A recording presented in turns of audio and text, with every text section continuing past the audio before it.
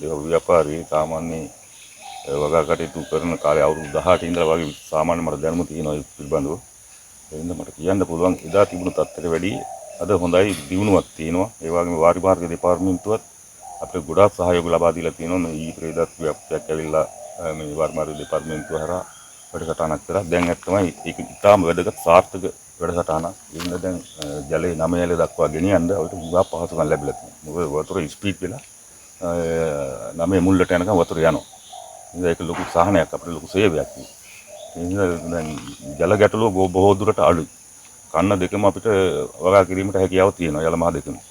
ඉතින් හොඳ අස්වැන්නකුත් ගන්න පුළුවන්. දේව ව්‍යාපාරී ගොවීන් ඉන්නවා දැන් 465 ඔක්කොම පවුල්.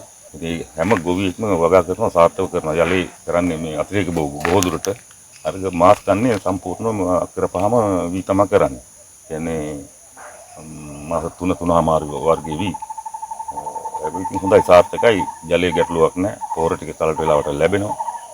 ඒ වලින් සාර්ථක අස්වැන්න ගන්න හැකියාවක් තියෙනවා. ඉතින් ඉතින් අපිට කරදර තිබුණා මාස් කන්න විතරයි වැඩ කරේ. ඒ දවස්වල ජලයක් තිබුණේ නැහැ. දැන් වෑමැඩිල්ල බැඳුනට පස්සේ අපිට හුඟක් ප්‍රයෝජනෙ තියෙනවා මේක. ඒ අනුව තමයි අපිට යල මහ දෙකම සාර්ථක කරගන්න හැකියාව ලැබිලා තියෙන්නේ. අපිට මේ මම්මාවත් හිටන් වාරි මාර්ග දෙපාර්තමේන්තුව විසින් සම්පූර්ණ කරලා හදලා දීලා තියෙනවා.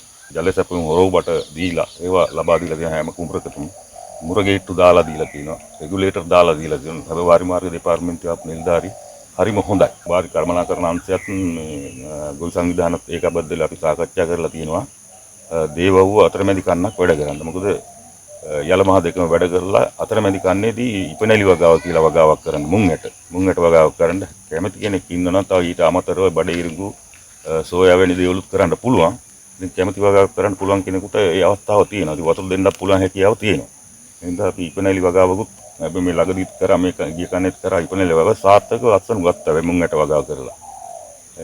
ගත්තු ගොවි මහතුරුත් ඉන්නවා. හොඳ අත්සන්නක් ගත්තා. ඒක එච්චර වියදමක් යන්නේත් නෑ ඒ වගාවට.